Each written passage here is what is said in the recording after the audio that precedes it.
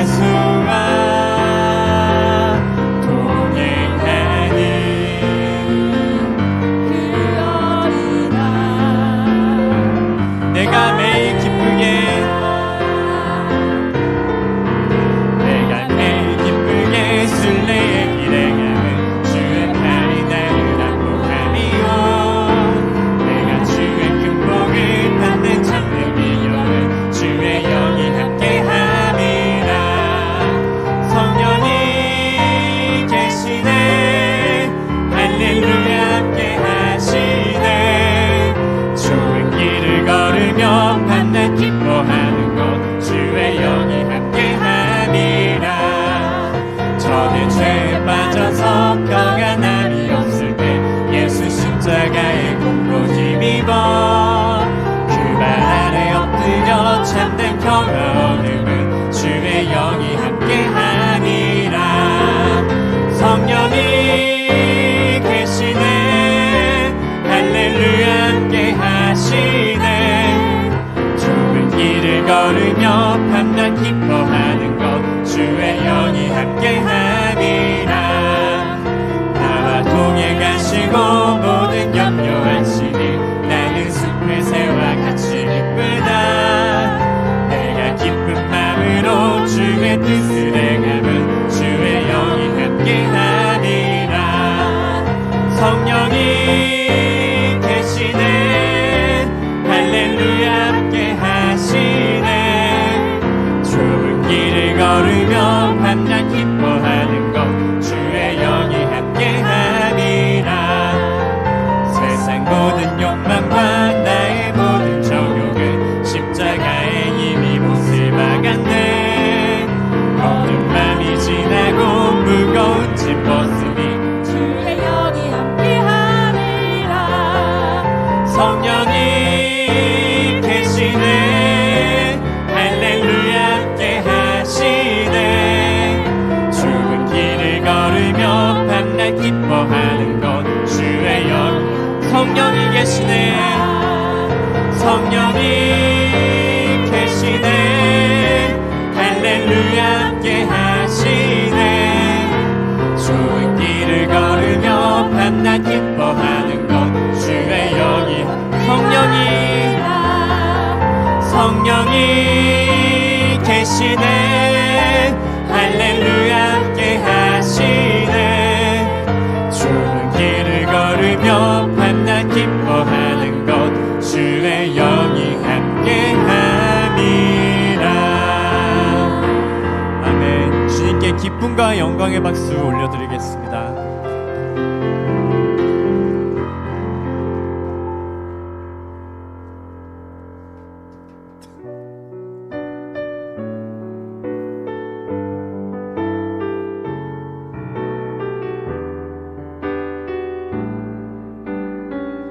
화려하지 않아도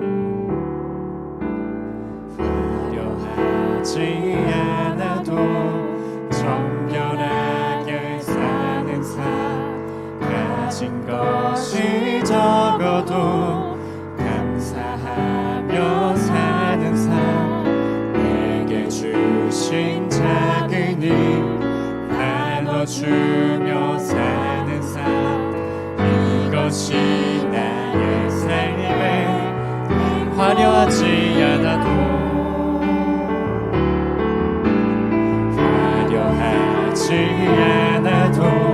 정결하게 사는 삶. 가진 것이 적어도 감사하며 사는 삶. 내게 주신 작은 힘 나눠주며 사는 삶. 이것이 나의 삶의 행복이라오.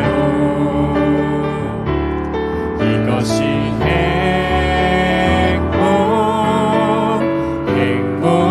행복이라오. 세상에 날 수 없는 하나님 선물. 이것이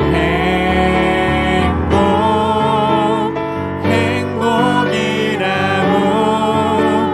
하나님의 자녀로 살아가는 것. 이것이 행복.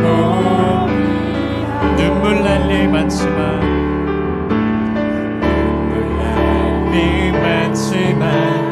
기도할 수 있는 것. 억울한 일 많으나 주를 위해 참는 것. 비록 짧은 작은 삶 주 뜻대로 사는 것. 이것이 나의 삶의 행복이라오.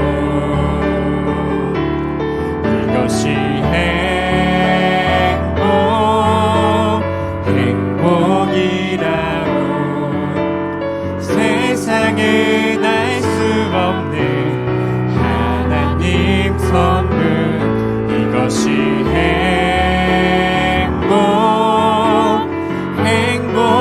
행복이라오 하나님의 자녀로 살아가는 것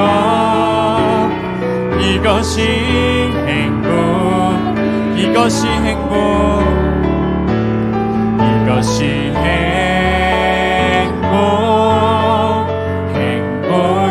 행복이라오 세상은 알 수 없는 하나님 선물 이것이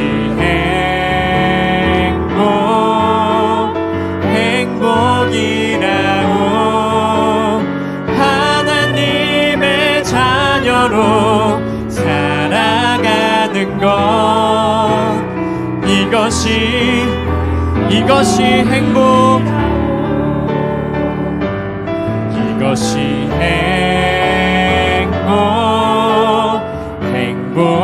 행복이라고 세상은 알 수 없는 하나님 선물 이것이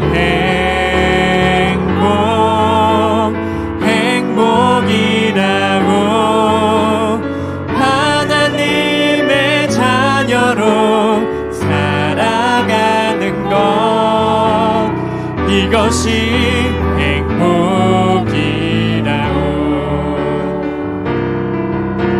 마음이 상한 자를 고치시는 주님 하늘의 아버지 내 주가 나소서 주의 길로 인도하사 자유케 하소서 새 일을 행하사 부흥케 하소서 의에 줄이고 목이 마르니 성령의 기름 부으소서 의에 줄이고 목이 마르니 내 잔을 채워 주소서 성령으로 채우사 주보게 하소서 주의 임재 속에 은혜 알게 하소서 주 뜻대로 살아가리 세상 끝날까지 나를 믿으시고 세상 열어주소서 의에 줄이고 목이 마르니 성령의 기름 부으소서 의에 줄이고 목이 마르니 내 산을 채워 의에 줄이고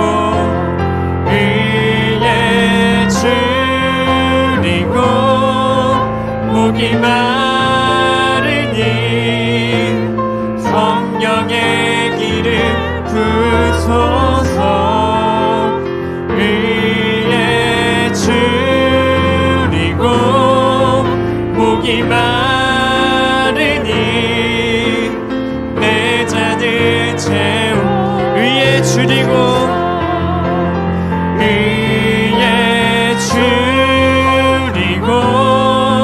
목이 마르니 성령의 기름 부으소서 의에 줄이고 목이 마르니 내 잔을 채워 주소서 내 잔을 채워 주소서. 아멘. 이 시간 시간 주님 예배를 위해서 다 함께 통성으로 주여 한번 외치고 다 함께 기도하시겠습니다. 주님, 함께 예배하는 살아갈 수 있도록 도와주셔서 감사합니다. 위에 줄이고 목이 마른 이 성령의 기름을 부어주시옵소서. 마음 상한 자 고치시는 주님, 충만히 살아갈 수 있도록 도와주시고 오늘 충만히 살아갈 수 있도록 살아갈 수 있도록 도와주시옵소서. 예배 가운데 성령의 기름 부어주시고 은혜를 부풀어 주시옵소서. 주님 도와주시고 절대 주님께로 살아갈 수 있도록 도와주시옵소서.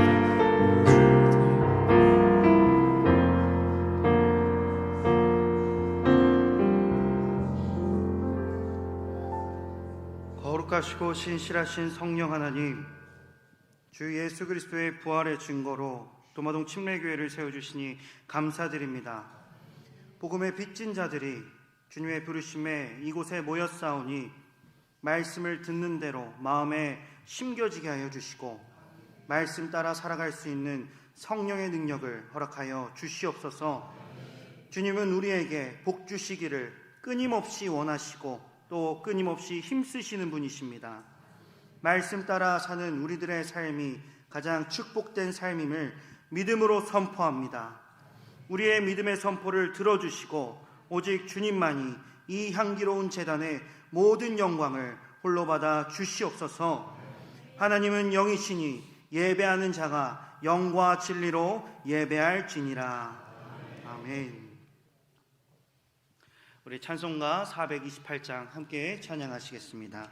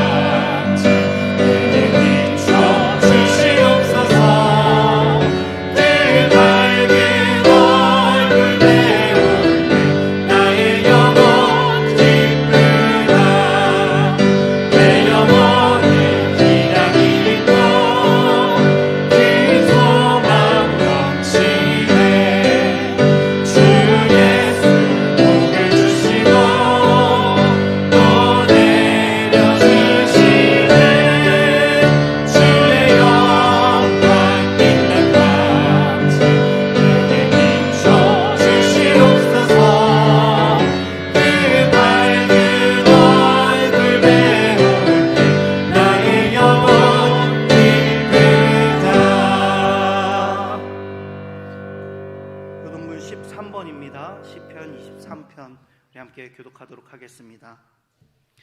여호와는 나의 목자시니 내게 부족함이 없으리로다. 그가 나를 푸른 풀밭에 누이시며 쉴만한 물가로 인도하시는도다. 내 영혼을 소생시키시고 자기 이름을 위하여 의의 길로 인도하시는도다. 내가 사망의 음침한 골짜기로 다닐지라도 해를 두려워하지 않을 것은 주께서 나와 함께 하심이라. 주의 지팡이와 막대기가 나를 안위하시나이다. 주께서 내 원수의 목전에서 내게 상을 차려주시고 기름을 내 머리에 부으셨으니 내 잔이 넘치나이다. 내 평생에 선하심과 인자하심이 반드시 나를 따르리니 내가 여호와의 집에 영원히 살리로다. 아멘. 아멘. 자리에 앉으시겠습니다. 찬송가 427장 우리 함께 찬양하시겠습니다.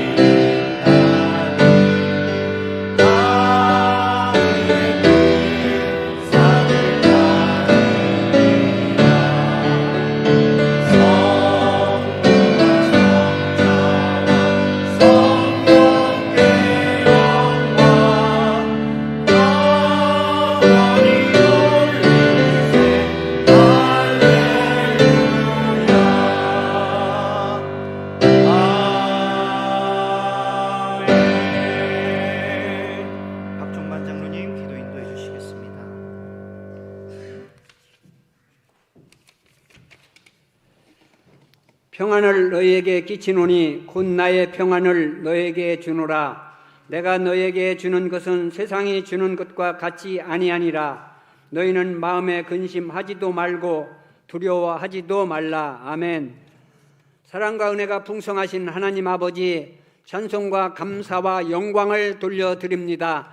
아버지 예수 그리스도의 보혈의 공로로 아버지 우리 모든 죄를 사하여 주시고 아버지 십자가 달려 들어가서 3일 만에 부활하심으로 우리에게 부활의 소망을 주시고 영원한 생명을 주셨사오니 감사합니다. 이 예배가 온전히 영과 진리가 깃드는 예배로 하나님께 영광 돌려드리는 예배가 되도록 성령님께서 역사하여 주시옵소서. 아버지 하나님 그 크신 은혜를 아버지 받아 누리며 감사하며 주님 뜻대로 살아야 하는데 때로는 말과 생각과 행동으로 잘못한 죄와 허물들이 있습니다. 이 시간 회개하오니 용서하여 주시고 날마다 주님의 성품을 닮아갈 수 있는 신실한 믿음 가운데로 인도하여 주시옵소서. 이곳에 몸된 제단을 세워주시고 날마다 구원을 선포하게 하여 주시니 감사합니다. 하나님 영광 나라가 날마다 확장되게 하여 주시고 구원받는 자가 날마다 더하게 도와주시옵소서.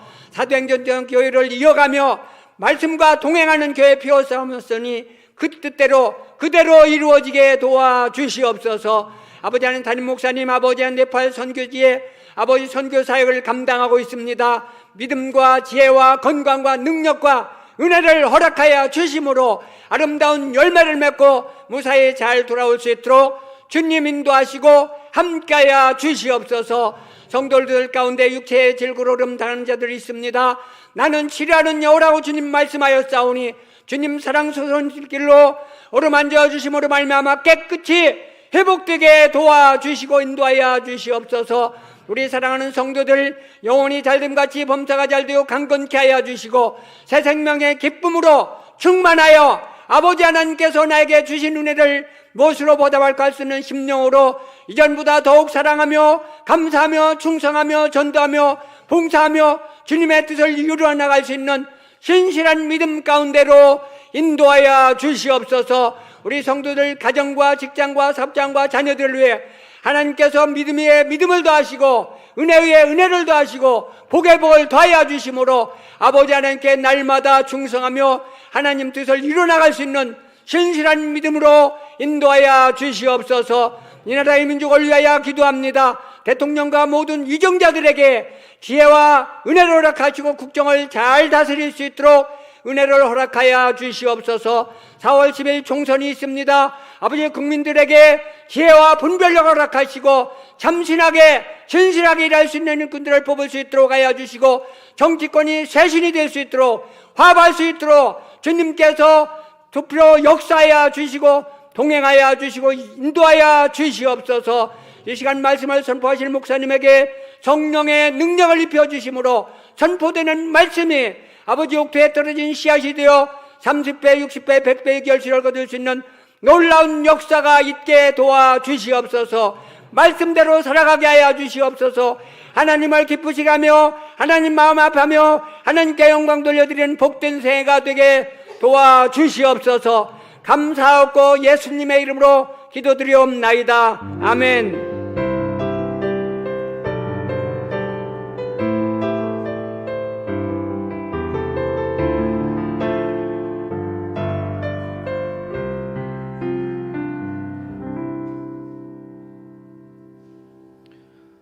오늘 하나님께서 주신 말씀 마태복음 5장 1절에서 7절까지의 말씀입니다.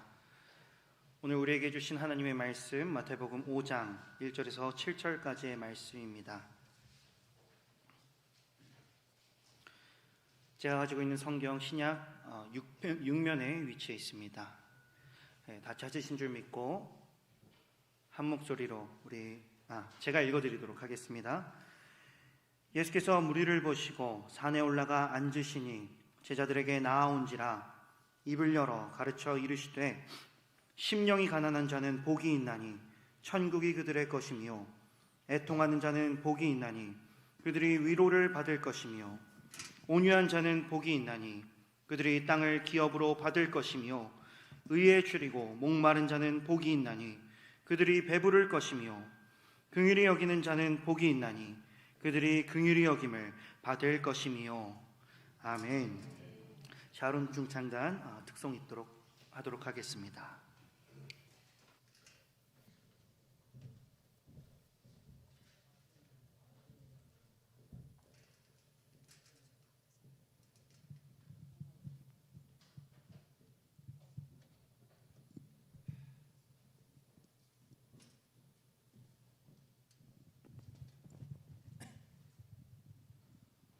오늘 찬양은 아마 제목 보시면 아실 것 같은데 이거 좀 오래된 찬양이거든요. 아시는 분들이 꽤 많으실 거예요. 같이 찬양하시면서 주님 오실 날을 기대하시고 좀 준비하시는, 항상 기뻐하고 준비하시는 그런 성도님들 됐으면 좋겠습니다.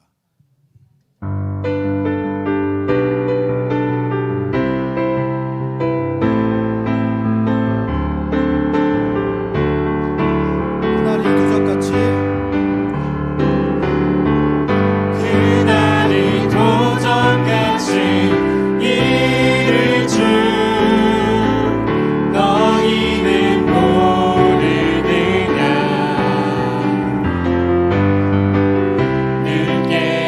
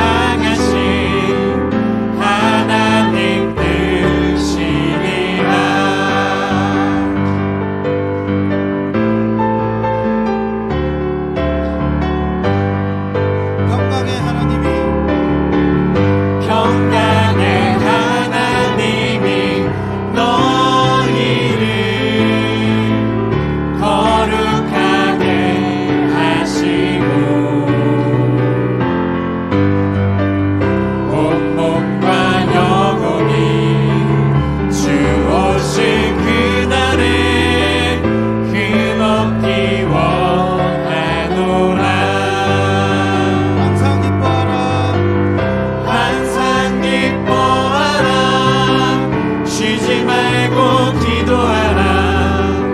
범사에 감사하라. 이는 예수 안에서 너희에게 향하신 하나님 뜻이니라. 항상 기뻐하라. 항상 기뻐하라. 쉬지 말고 기도하라. 범사에 감사하라.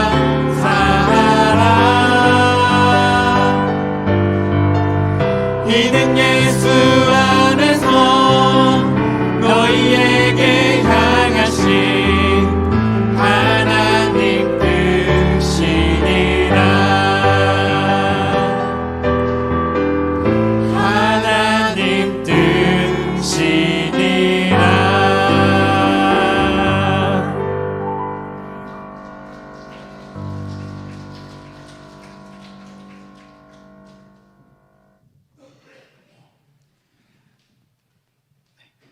이제 연 목사님 나오셔서 복이 있나니라는 말씀의 제목으로 오늘 말씀을 증거해 주실 텐데, 우리 먼 길에서 오셨습니다. 우리 연 목사님 박수로 또 환영하면 좋겠습니다. 나오실 때까지 박수로 좀 환영해 주십시오.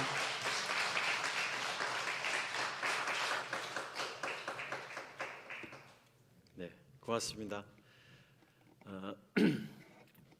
기쁨으로 달려와서 여러분 뵙게 돼서 너무 감사합니다. 자주 뵈니까 좋고 또 좋네요. 네.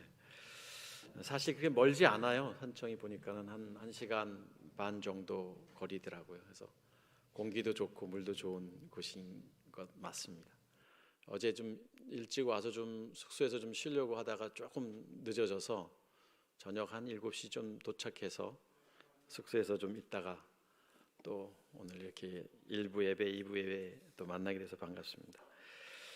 오늘 여기 이제 마태복음 5장 우리가 팔복을 이제 사실 이제 오전에 다 보고 오후에는 제가 좀 도전이 된 부분이 주기도문이었기 때문에 오후 말씀은 오후 예배 때는 주기도문을 보고 싶었는데 어제 아무리 묵상을 해도 이게 다 이야기할 수가 없어서 너무 긴 내용이고 저희 교회에서는 이게 한 달 이상 강해했던 말씀이었기 때문에 반반씩 이렇게 나누고 오전에는 7절까지만 보고 오후 예배 때 마지막 절 이렇게 볼 예정으로 있습니다.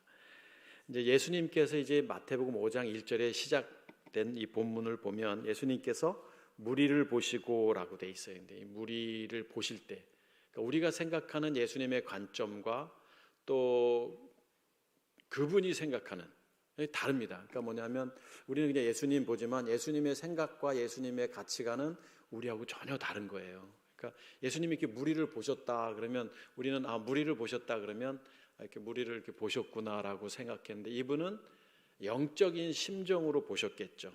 이 많은 무리들 가운데는 나를 배신할 사람도 있고 날 떠날 사람도 있고 어느 날인가 다시 회개해서 주님 품으로 인도받을 자녀도 있을 걸 다 아시는 분이겠죠. 무리를 보실 때 그 지긋하신 그 눈망울을 우리가 좀 상상해야 합니다. 거기에 앉아있던 철없는 그 많은 사람들이 그 예수님의 첫 공생의 사역의 첫 메시지를 전하시는 시점인 거예요. 요 전에는 이제 광야에서 침례를 먼저 받으셨죠. 강에서 침례를 받으시고 광야에서 시험을 받고 이제 공생의 사역이 시작이 되면서 하나님의 복음, 천국 복음을 전하기 시작했고 그런 이후에 이제 이 무리들에게 무리들 앞에 모여 있는 무리들 앞에서 하나님의 말씀, 산상수훈의 첫 사역의 메시지입니다. 설교하셨는데 첫 번째 설교가 오늘 이 팔복 또는 구복, 십복이라고도 하는 본문이에요. 산에 올라서 제자들이 나왔는데 많은 사람들이 모였겠죠. 그리고 나서 예수님께서 입을 열어 가르쳐 이르시되 이렇게 되어 있습니다. 그리고 나서 이제 첫 설교의 첫 말씀이 뭐냐면 심령이 가난한 자는 복이 있나니 천국이 그들의 것이며 이렇게 말씀하셨습니다.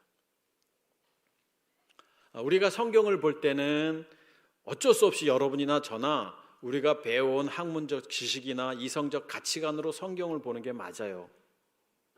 왜냐하면 교회를 처음 나갔는데 교회에서 가르쳐준 대로 또 배운 대로 성경을 보기 때문에 그럴 수밖에 없죠. 목사인 저도 마찬가지입니다. 그러나 우리가 성경을 볼 때에는 하나님의 관점에서 성경을 봐야 되는 거예요. 그러니까 오늘 예수님께서 이 산상에 모여 있는 사람들에게 설교를 하실 때 예수님이 무슨 말씀을 하셨는지 예수님의 그 가치관을 가지고 우리가 이해해야 되는데 이때 많은 사람들은 이해하지 못했습니다. 당신의 십자가의 죽음도 이해하지 못했어요. 당신 이제 내가 너희들을 두고 떠나야 된다. 나는 십자가에 못 박혀 죽어야 된다. 나는 다시 그리스도로 부활해야 된다라고 말씀하셨음에도 제자들은 아니 됩니다. 그러시면 안 됩니다라고 베드로는 막무가내로 말렸잖아요. 그러니까 예수님이 하신 그 메시지의 의도와 받아들이는 수신자의 의도가 너무 달랐어요. 오늘 본문도 사실 마찬가지예요. 자, 심령이 가난한 자가 복이 있다. 복은 굉장히 좋은 겁니다. 복을 싫어하는 사람이 어디 있어요? 그런데 어떤 자가 복이 있다고 돼 있어요? 심령이 가난해야 복이 있다라고 성경은 말하고 있습니다. 자, 그러면 복 받고 싶어요. 그런데 가난하래요. 가난은 우리가 다 싫어하는 단어입니다. 그런데 가난해야 된대요. 그런데 무엇이 가난해야 되냐면 심령이 가난해야 복이 있다라고 말씀하고 있는데, 그럼 심령이 가난하는 게 무엇이냐라는 거죠. 심령이 가난하다? 내 마음이 가난하다? 어떤 성경에는 마음으로 번역도 했습니다만 마음이 가난해야 복이 있다. 이해가 안 되는 게 사실입니다. 마음이 가난. 그래서 오늘 여기 이 본문은 예수님은 도대체 어떤 의도로 이 말씀을 하셨고 이 메시지는 우리에게 무엇을 말씀하시는지를 알아야 됩니다. 자, 여기 심령이라는 단어가 나옵니다. 3절에 심령. 원문 성경에는 푸뉴마라는 단어입니다. 그러니까 영이라는 거예요. 영. 영이 가난해야 된다 이겁니다. 영이라는 단어는 굉장히 중요하죠. 우리 인간은 영적인 존재가 아닙니다. 우리 인간은 혼적인 존재죠. 뭔가를 생각하고 판단하고 또 행동에 옮기는 그런 혼적인 존재예요. 하나님께서 이 자유의지를 우리에게 주신 거예요. 그래서 여러분들이 마음대로 할 수가 있어요. 내가 이쪽으로 갈 수도 있고 저쪽으로 갈 수도 있고, 이게 혼적인 존재입니다. 동물은요, 짐승은 본능적인 존재입니다.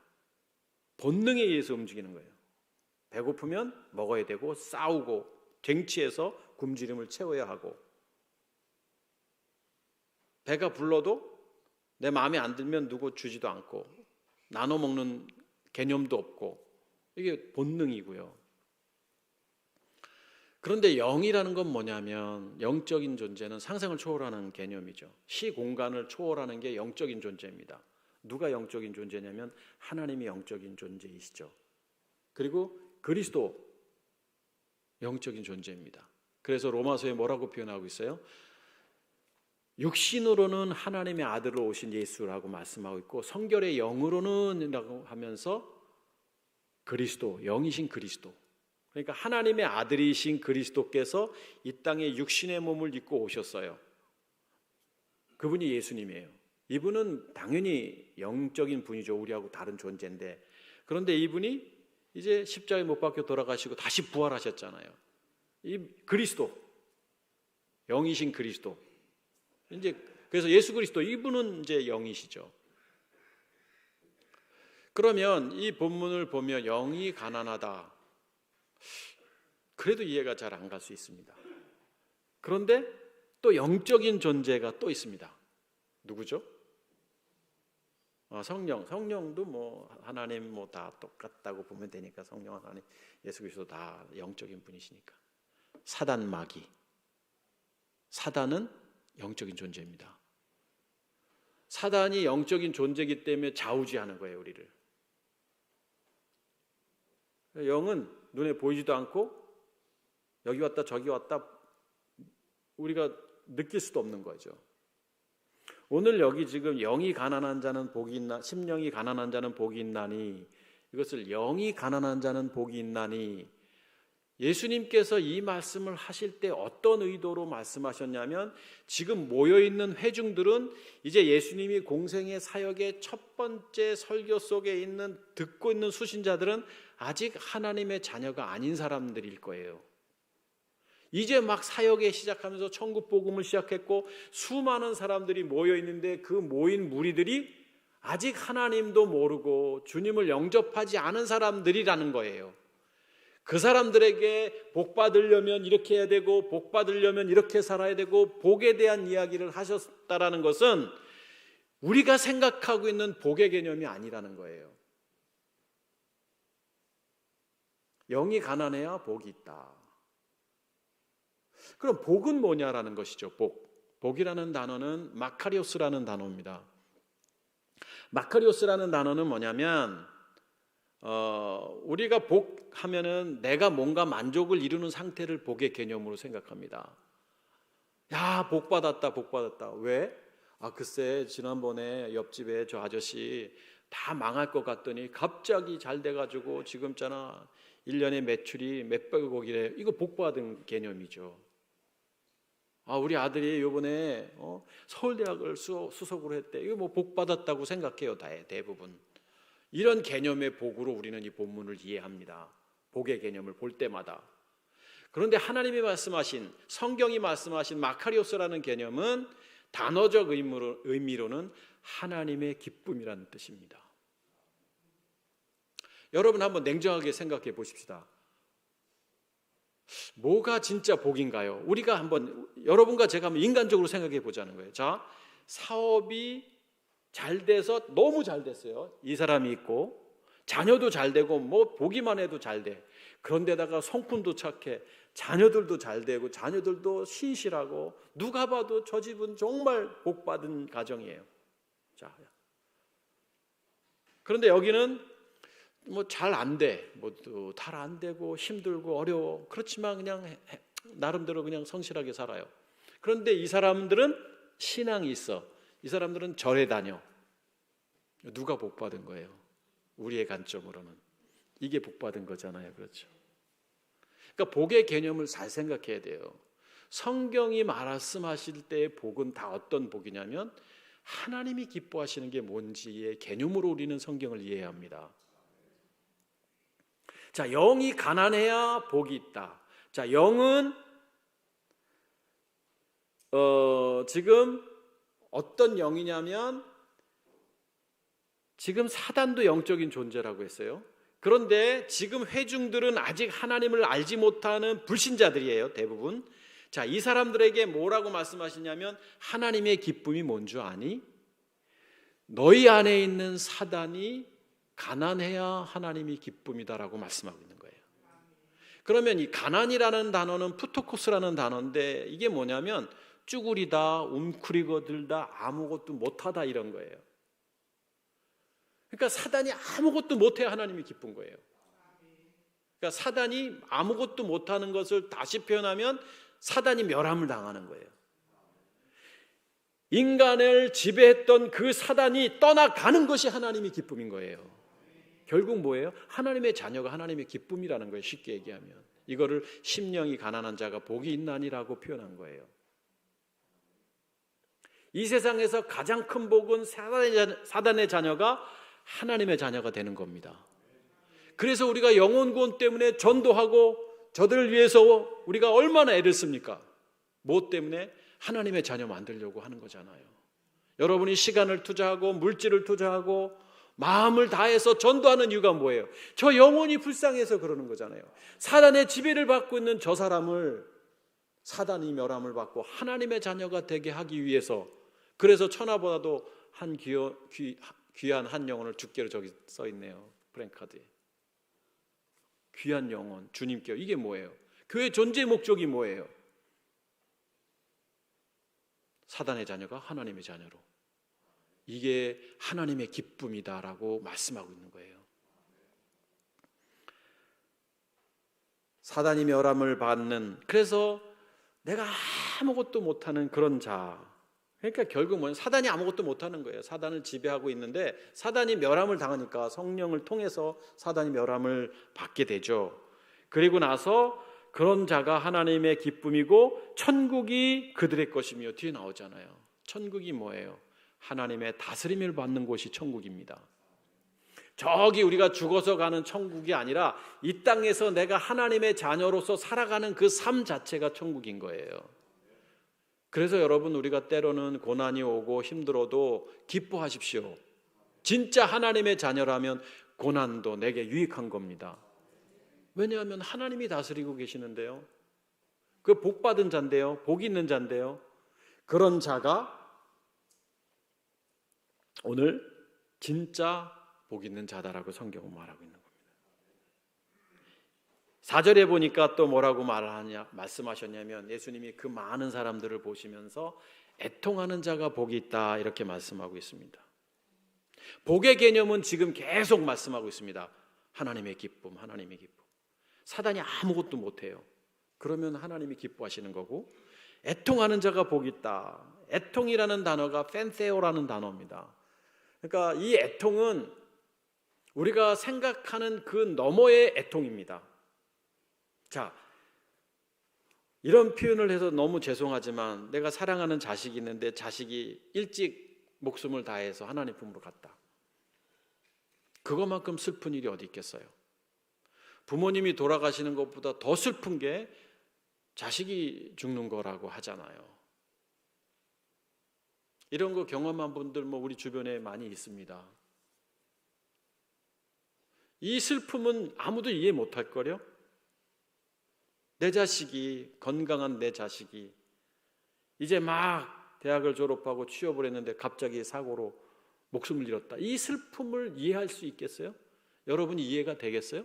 그분의 마음을 아무리 이해하고 싶어도 이해 못해요. 그래서 이해하는 마음으로 가서 기도합시다. 이렇게 기도해줘도 그 순간뿐이지 사실 이해가 안 돼요. 이게 어쩔 수 없어요. 우리는 마음을 같이 해주는 것밖에 없어요. 계속 그 사람에 대해서 기도해 주려면 그 사람의 마음이 풀릴 때까지 한 3년 이상 기도 계속 해줘야 돼요. 한 번 기도해주고 끝나면 안 돼요. 그만큼 슬픈 거겠죠. 그런데 이 펜테오라는 단어는 뭐냐면 그 고통보다도 더 큰 고통이에요. 여기 애통이라는 단어는. 도대체 어떤 게 애통일까? 자식을 잃는 고통보다 더 큰 애통이 뭘까?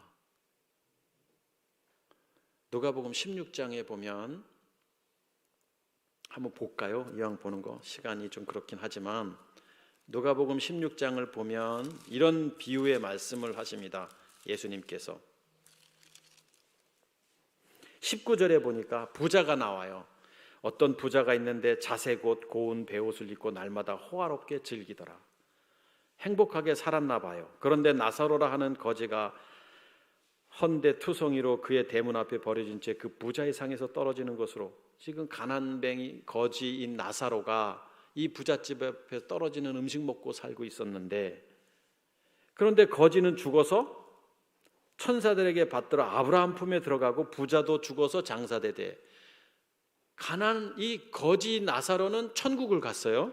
그런데 부자는 죽었는데 23절 보니까 음부에서 고통 중에 눈을 들어 멀리 아브라함과 그의 품에 있는 나사로를 보고, 자기는 지옥에 있고 저 나사로는 우리 집에서 저거 빌어먹던 저 거지는 천국에 간 거예요.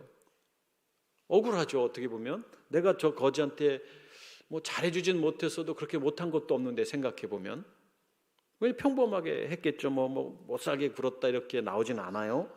그런데 불러 이르되 아버지여, 아버지 아브라함이여, 나를 긍휼히 여기사 나사로로 보내어 그 손가락의 끝에 물을 찍어 혀로 손을 하게 하소서. 내가 이 불꽃 가운데서 괴로워. 지금 너무너무 고통스럽다는 거예요. 현 상황이 지옥불에 있으니. 그러니까 저 나사로가 얼마나 부럽겠어요. 고통도 이런 고통이 없는 거예요. 아브라함이 이르되 예, 너는 살았을 때 좋은 것을 받았고 나사로는 고난 받았으니 이것을 기억하라. 이제 너는 여기서 위로를 받고 너는 괴로움을 받느니라. 살았을 때는 즐거웠었지. 하나님 없이 즐거웠었지. 사단의 종노릇했지. 그래서 심판대 앞에서 넌 지옥에 온 거야 라는 거예요. 이 말씀은.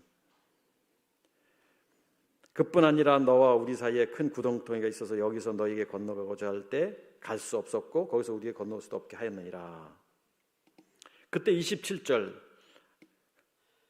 그러면 아버지여 구하노니 나사로를 내 아버지 집에 보내소서. 내 아버지 집에 나사로를 보내달래요.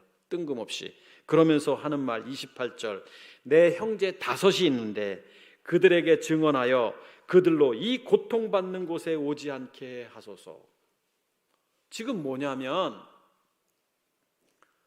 내가 너무너무 고통을 받고 있어요. 그런데 나사로는 지금 저 안에서 행복하게 살고 있어요. 근데 이 고통이 너무 크니 뭐라고 말했냐면 아버지여 이 나사로를 내 저 지상에 보내서 내 형제 5에게 보내서 너희도 이곳에 오면 안 된다. 너는 저기 가야 된다.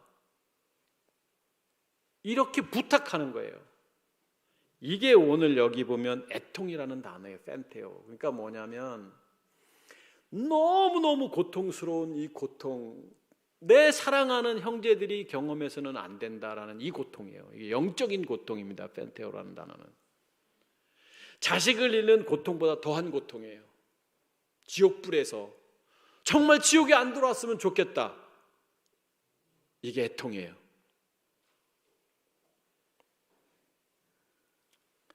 이런 자가 복이 있다. 그러니까 보세요. 지금 너무너무 괴로우니 자기가 왜 내가 여기 있어야 하지? 처음엔 그랬잖아요. 알고 깨달아 보니 나는 주님을 몰랐던 자였구나. 나는 세상에서 재미있게 즐겁게 살아왔지만 하나님 모르고 살았구나를 깨달은 거예요. 이걸 깨달은 자가 어떻다? 마카리오스 복이 있다라는 거예요.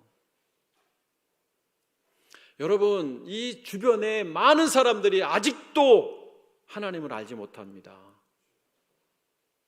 어느 날 그 사람이 저 지옥불에 가서 애통할 날이 올 거예요. 심판대 앞에서 갈라지는 순간에.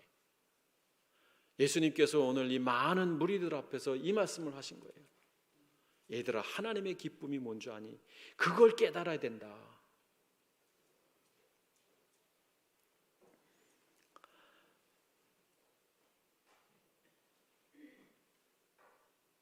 내가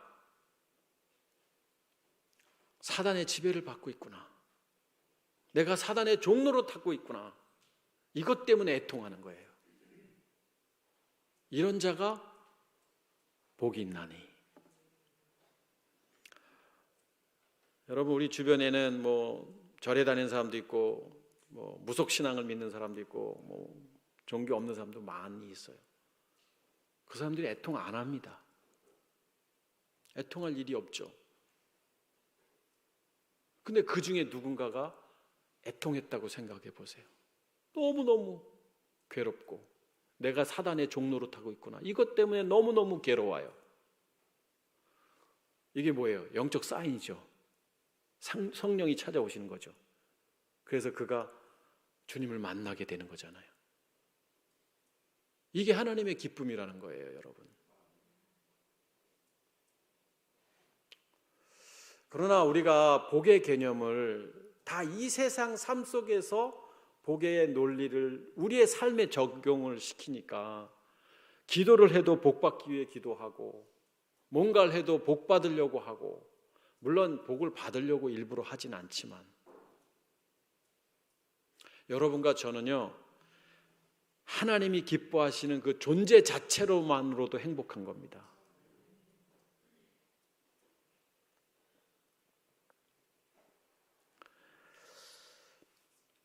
5절 보면 온유한 자는 복이 있나니 그들이 땅을 기업으로 받을 것이며. 온유하다? 좀 마음이 좀 유한 자인가? 그런 자가 복이 있다? 여러분이 마음이 좀 유한가요? 여기 마음이 유한 분은 아무도 없을걸요? 저도 안 유한 사람이니까요. 유하다는 개념이 우리의 기준에서 유하면 이 사람은 좀 괜찮은 것 같고 온유한 사람 같고 이 사람은 아닌 것 같은데, 다른 사람이 보면 이 사람이 온유한 것 같고 이 사람이 온유하지 않은 것 같고, 이게 세상 논리예요. 그래서 누가 잘못해도 잘못했다고 말하는 것도 좀 모순이에요, 사실은. 저는 목사로 살잖아요. 나름대로 부끄럽지 않게 삽니다. 그런데 남들이 볼 때는 이상하게 볼 수도 있을 수 있어요. 이 세상 논리는 다 그런 거예요. 그거의 기준은 누구냐면 하나님이 보실 때 온유해야 되는 거예요, 사실은. 그런데 우리는 우리의 시각으로 뭔가를 보잖아요. 판단하고 이렇게 봅니다. 여기 온유한 자는 복이 있다.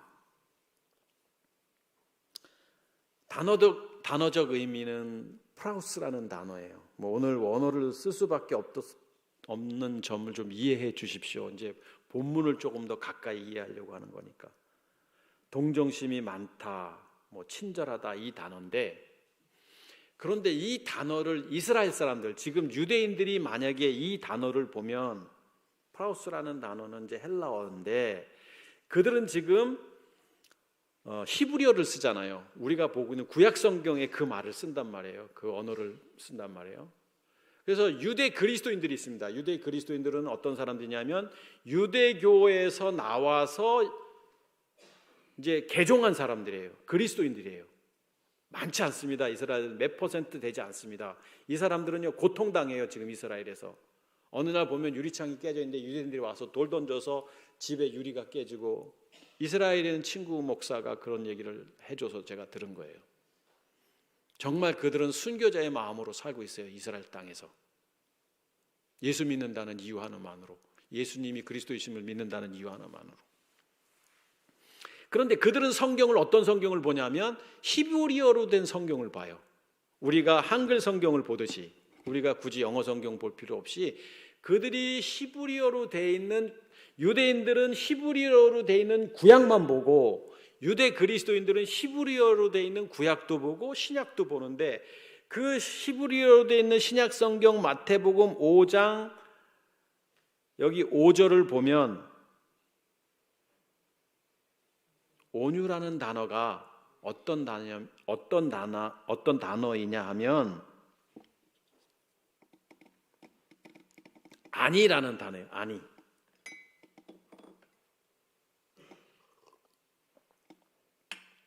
헬라어 성경에는 프라우스라는 단어인데, 유대인들이 보는 그 성경에는 아니라는 단어가 쓰여져 있는데, 이 아니라는 단어가 재미있는 단어이긴 합니다. 어떤 단어냐면, 제가 사전을 찾아서 적어왔는데, 부당하게 무언가를 빼앗기고 유업을 수탈당한 사람들을 지칭함, 이런 단어. 그러니까 무슨 말인지 모르셔도 되는데, 지금 이 아니라는 단어는 결국 뭐냐면 뭔가 좀 빼앗겨서 아무것도 할 수 없는 상태라는 거예요. 그런데 우리가 조금 전에 3절에 보면 심령이 가난한 자는, 이거 봤잖아요. 이 가난한 자는 프로토코스라는 단어인데, 유대인들은 이 성경에 가난이라는 단어를 아니라고 쓰고 있는 거예요. 그러니까 3절도 가난도 아니, 온유도 아니, 같은 단어를 쓰고 있어요. 유대인들이 보는 성경을 보면 결국 가난한 자가 복이 있나니 이 뜻이에요. 여기도 온유도. 위에는 뭐가? 심령이 가난한 자가 복이 있나니. 그러니까 위에는 내 심정이, 내 심령이, 내 영이, 그러니까 나를 사로잡고 있는 사단이 아직 하나님의 자녀가 아니니까요. 하나님의 자녀는 사단이 떠나고 내 안에 그리스도가 들어오잖아요. 그래서 내가 죽고 내 안에 그리스도께서 다시 사신 것이라고 바울사도가 고백했던 것처럼 그런 건데, 사단이 가난해지는 건데, 사단이 떠나는 건데, 오늘 여기 지금 온유한 자는, 가난한 자는 복이 있나니, 이 가난은 어떤 가난이냐면 내가 가난한 거예요. 내가 아무것도 할 수 없는 상태. 우리가 가난해져야 돼요. 여러분, 아까 여러분 주님의 좋은 일이 늘 넘치시기를 축복합니다 그러면 아멘 하시는데, 가난해져야 돼요 그랬더니 아멘 한 분도 안 하시잖아요. 그렇죠? 가난은 그만큼 싫은 거예요. 장로님 가난해져야 됩니다. 전사님 가난해져야 되고 저도 가난해져야 되고, 그러니까 내가 가난해져야 되는 거예요. 내가 가난해진다는 건 뭐냐면 내가 없는 겁니다. 이 세상을 살면서 내가 있기 때문에 문제가 되는 거예요. 부모와 자녀가의 갈등도 내가 있기 때문에 그런 거고, 옆집과 내가 뭐 주차 문제로 다투는 것도 내가 있기 때문에 그런 거, 다 그런 거예요. 그건 뭐라고 그러는 게 아니에요. 그게 정상인 거예요. 그건 정상인 겁니다. 그걸 뭐라고 그러면 안 됩니다. 우리가 살면서 다툼이 있는 건 정상인 거예요. 사실이에요. 그런데 우리는 영적으로는 가난해져야 됩니다. 내가 부요하니까 정말 주님의 역사하심이 경험되지 못하는 거예요. 여기 아니라는 단어는 바로 그거예요. 온유한 자가 뭐냐면 내가 가난해지는 게 결국 뭐예요? 앞에 3절하고 똑같은 거예요. 사단이 멸함을 받아야지만 내가 가난해지는 거예요. 여러분, 제가 여기 부흥회 때 와서도 계속 똑같은 비슷한 말씀을 드렸습니다. 내가 없어져야 된다, 내가 죽어야 된다는 말을 여기서 계속 말씀드렸습니다. 이것은 성경의 논리입니다.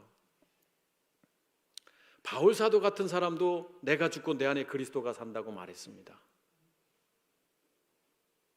내가 있으면 안 되는 거예요. 지난 주일날 저희 교회에서 보았던 본문 말씀이 마태복음 27장입니다. 한번 잠깐 넘어가 보겠습니다. 27장에 보면 가룟 유다가 뉘우치고 회개하는 장면이 나오는데 27장 3절에 보니까 그때 예수를 판 유다가 그의 정죄됨을 보고 스스로 뉘우치고, 자, 가룟 유다가 배반했어요. 은 30세겔에 예수님을 팔고 자기 스승을 팔고 와가지고 돌이켜보니 회개하는 장면이거든요.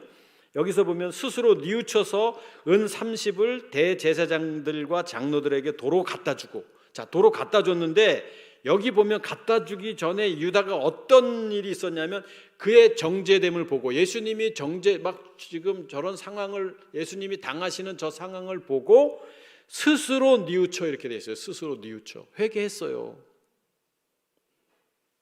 돈 안 썼어요. 도로 갖다 줬어요, 성전에. 여기 보면 그러면서 뭐라고 하냐면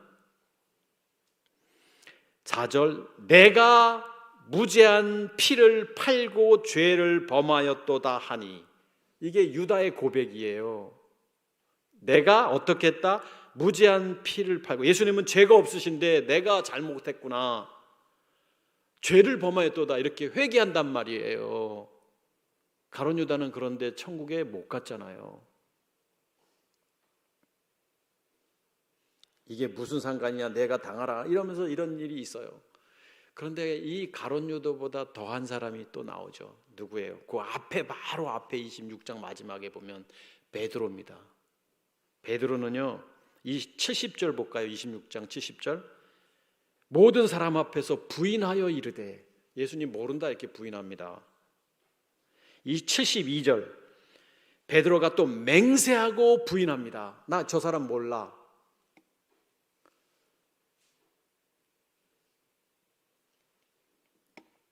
74절, 저주하며 맹세하여 말하기를 나는 그 사람 몰라, 나 예수 몰라. 자, 보세요. 부인했고 맹세하고 부인했고 저주하고 맹세하고 부인했다. 가룟 유다는 자기가 지금 보니까 뉘우쳤고, 스스로 뉘우쳤고, 저 무죄한 자를 피를 팔고 죄를 범하였고 돈도 도로 갖다 줬고, 이 차이가 뭐냐라는 거죠. 그런데 27장에서의 유다의 고백은 스스로, 자, 이 3절에 스스로 뉘우치고, 4절에는 내가 무죄한 죄를 내가 생각해보니 내 양심에 아닌데 내가 뉘우치고, 내가 생각해보니 저분은 아니구나, 내가가 주체예요. 그런데 베드로는 75절 봅시다. 26장 75절. 베드로가 보세요. 베드로도 통곡합니다. 어떻게 통곡하냐면 예수의 말씀에 닭 울기 전에 내가 3번 나를 부인하라 하심이 생각나서 밖에 나가서 심히 통곡하니라. 그가 통곡한 거예요. 여기 보면 그는 죄가 없다, 내가 무죄한 죄를 팔았다, 이런 고백을 안 했는데, 그런데 베드로의 통곡은 어떤 통곡이냐면 보세요. 예수의 말씀에 생각나서. 성령의 인도하심인 거예요. 이건요, 자기가 한 게 아니에요. 잘못도요, 내가 고백한 죄는요, 어느 날 생각해 보면 내가 잘못했어, 그래 미안해, 잘못했어, 정말 잘못했어 했는데 시간 지나면요, 내가 잘못한 것도 있지만 너도 조금 잘못한 게 있는데, 이게 인간인 거예요. 이게 나의 주체는 그런 거예요. 우리는 혼적인 존재이기 때문에. 그러니까 오죽하면 사고도 쌍방과실이니 이러겠어요. 나는 그런 거예요. 그런데 베드로의 회개는 말씀이 그를 깨닫게 하시는 거예요. 그런 것처럼 내가 사단의 종로로 하고 있구나. 이게 영적인 깨달음이에요. 영적인 깨달음. 그게 온유한 자라는 거예요. 우리는 감동하심 따라 사는 사람들이지 내 의지로 사는 사람들이 아닙니다. 내가 뭔가를 하려고 하고 내가 애쓰는 순간 실패할 확률은 100%입니다. 여러분 다 열심히 살았잖아요. 열심히 사셨잖아요. 지금까지. 지금부터 주님을 만나서 지금까지 1년, 10년, 20, 30년, 50년 평생 모태신앙으로 열심히 사셨잖아요. 내가 열심히 살면 안 되는 거였어요. 감동 따라 살아야 되는 거예요. 감동이라는 단어가 뭔지 아세요? 하나님의 호흡하심이란 뜻이에요. 직역하면 감동이라는 게. 그러니까 하나님이 호흡하시는 대로 내가 따라가는 게 감동이지, 내가 뭔가 느껴서 깨달아서 하는 게 감동이 아니에요. 베드로는 하나님의 감동으로 회개한 거고, 가룟 유다는 내가 생각해보니 잘못했네. 여기는 그냥 끝난 거예요. 이 차이는 뭐냐면 천국이냐 지옥이냐, 구원이냐 형벌이냐, 영원한 지옥불이냐, 이거예요 지금. 오늘 온유한 자는 복이 있나니. 결국 십자가의 죽음과 부활을 말하는 겁니다. 아무것도 아니다라고, 내가 사단의 종노릇 하고 있구나. 똑같은 거예요 지금. 심령이 가난한 자도 마찬가지, 애통하는 자도 마찬가지, 온유한 자도 마찬가지. 그런 자가 하나님의 기쁨이니 그들이 땅을 기업으로 받을 것이요. 원래 우리는 땅을 기업으로 약속받은 사람들인데 사단의 자녀가 되는 순간 땅을 어떻게 해요? 뺏기잖아요. 그래서 사단이 땅을 평생 동안 종신토록 먹고 살리라고 했고, 그래서 뺏겼어요. 우리의 권리가 사단에게. 그런데 우리가 하나님의 자녀가 되는 순간, 우리가 예수가 그리스도이심을 알게 되는 순간, 주님을 만나는 순간, 주님이 우리를 부르시는 그 순간 우리는 회복되는 겁니다. 여러분 다 회복의 역사가 있기를 축복합니다. 에베소서 2장 4절 5절 한번 볼까요? 에베소서 2장 4절 5절.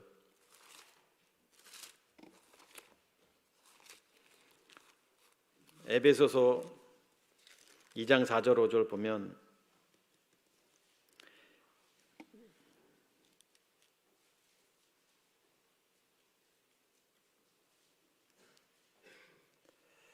여기 보면 긍휼이 풍성하신 하나님이 우리를 사랑하신 그 큰 사랑을 인하여, 이렇게 되어 있습니다. 자, 하나님의 성품 중에 하나가 긍휼이신 거예요. 그러니까 긍휼의 주체는 하나님이신 거예요.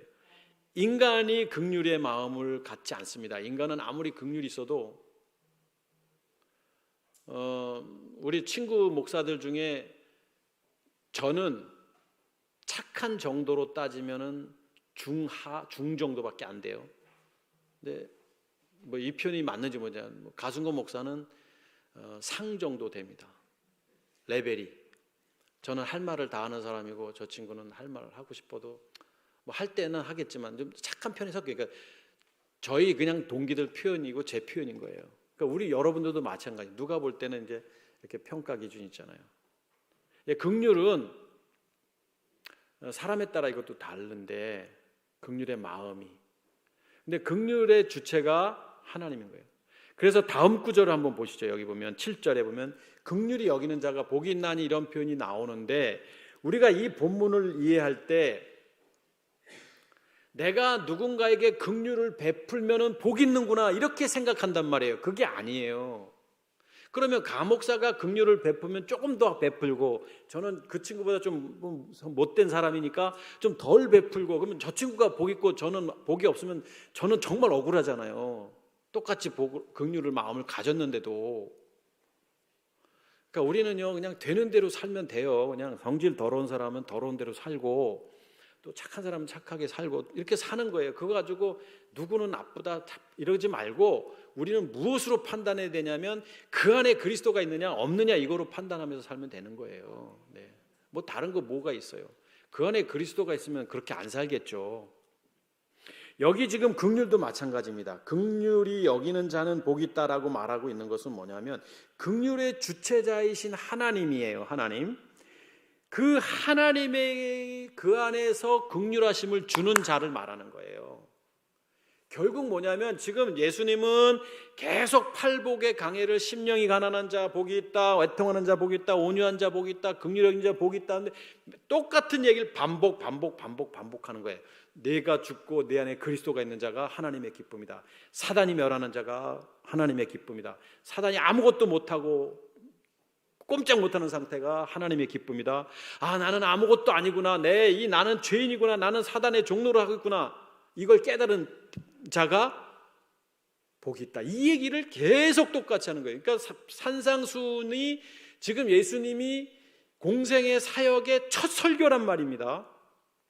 이제 돌아가시고 십자가에서 마지막 테텔레스타이라는 말씀을 하시기 그때까지 지금 첫 설교니까 얼마나 중요한 설교를 하시겠어요. 그런데 그 중요한 설교를 하시면서 얘들아 잘 되는 게 이거고 이렇게 해야 잘 되고 이런 세상적인 개념 속에서의 복을 이야기하지 않으셨다는 거예요. 영혼의 복을 이야기하는 거예요. 영혼의 복. 그러니까 영혼의 복이 뭐냐? 다 뭐예요? 십자가의 죽음과 부활, 사단의 멸함, 내가 죽고 내 안에 그리스도가 사는 삶, 이것이 마카리오스고 하나님의 기쁨이고 이런 자가 어때요? 하나님의 다스림을 받는 것이고 위로를 받는 것이고 또 땅을 회복하는 것이고 배부르는 것이고 만족함, 풍족함 상태를 이루는 것이고 이겁니다. 벌써 11시네요. 부흥회 같으면 제가 1시간 더 할 텐데 그러니까 성경은 다 우리의 관점으로 보지 마시고요. 하나님의 관점으로 성경을 봐야 돼요. 그래서 제가 저희 교회는 교우들한테 성경 읽지 말라고 읽더라도 잘 읽으라고 그러니까 읽지 말라는 표현을 잘 이해하십시오. 용서하십시오. 정말 읽을 때는 묵상할 때는 내가 배워왔던 대로 성경을 보지 말고 정말 예수님이 어떤 심정으로 말씀하셨을까? 하나님이 이 사람을 통해서 말씀하신 의미는 무엇일까? 이런 감정으로 보라고 합니다. 그렇습니다. 우리 사랑하는 도마동 가족 여러분, 하나님을 기쁘시게 하는 삶을 사시길 축복합니다. 그건 다른 거 없어요. 우리가 뭐 열심히 충성을 다하고 헌신을 다하는 거 아름다운 겁니다. 맞습니다. 그러나 그거보다 더 소중한 건 뭐냐면 내가 내 안에 꿈틀거리는 그리스도의 은혜 따라 사는 거예요. 감동하심 따라 사는 것이고 내 안에 내가 죽고 그리스도만이 사는 삶이 마카리오스라는 거예요. 그런 은혜가 풍성하시기를 주의 이름으로 축복하겠습니다. 기도하겠습니다.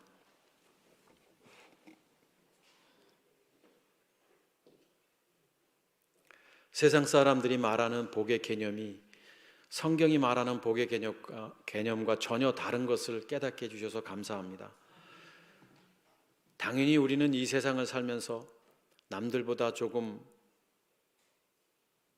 여유를 갖고 사는 것도 원하고 마음의 여유, 물질의 여유 이것저것 욕심이 아니더라도 저들과는 비교가 되지 않을 정도로 사는 걸 원하지만, 그러나 하나님, 정말 하나님이 원하시는 것은 어떠한 환경, 어떠한 형편 속에서든 감사하고 내가 하나님의 자녀됨을 인하여 기뻐하고 그것으로 승리하며 살아가는 것을 원하시는 하나님을 만나게 해주셔서 감사를 드립니다. 세상 사람들과 구별된 사람으로 주님의 자녀답게 승리하며 살 수 있도록 역사하여 주옵소서. 주가 되신 예수 그리스도 이름으로 감사하며 기도합니다. 아멘.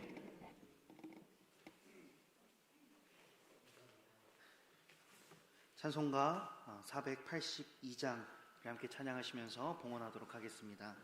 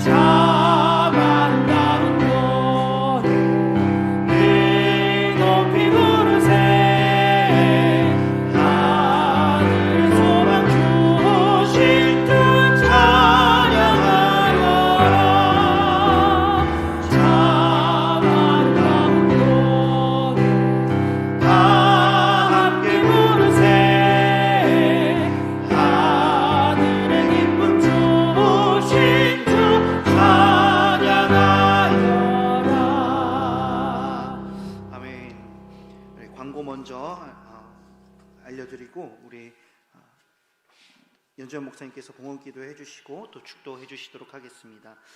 교회 소식입니다.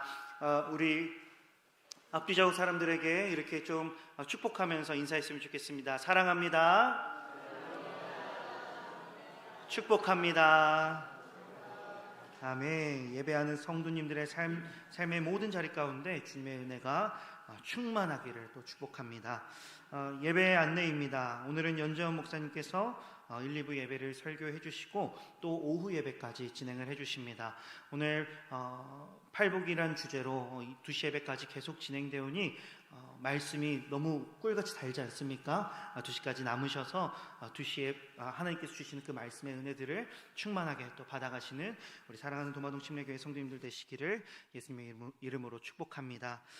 또 수요 기도회, 금요 기도회, 새벽 기도회는 담임 목사님께서 이제 네팔 선교로 출타하신 관계로 사역자들, 부교육자들이 인도하도록 하겠습니다. 다음으로 재직회의입니다. 24년 4월 14일 주일 12시 오후 12시에 2부 예배 후에 재직회를 진행하도록 하겠습니다. 본당에서 진행합니다. 또 다음으로는 성도의 동정입니다. 우리 박종욱 집사님 허리 수술로 지금 입원해 계십니다.